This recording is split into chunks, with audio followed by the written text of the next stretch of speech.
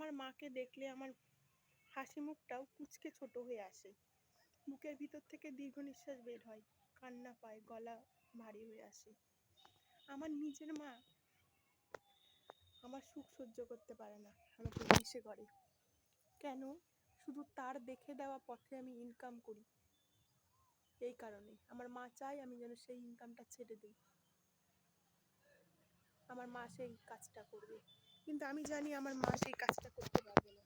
তার কারণ আমার মা পড়াশোনা জানে না, আর পড়াশোনা না জানলে এই কাজটা করা সম্ভব নয়।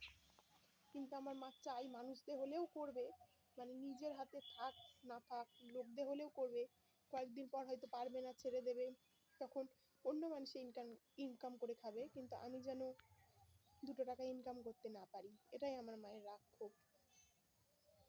নিজের মাও পারে নিজের মেয়েকে হিংসা করতে।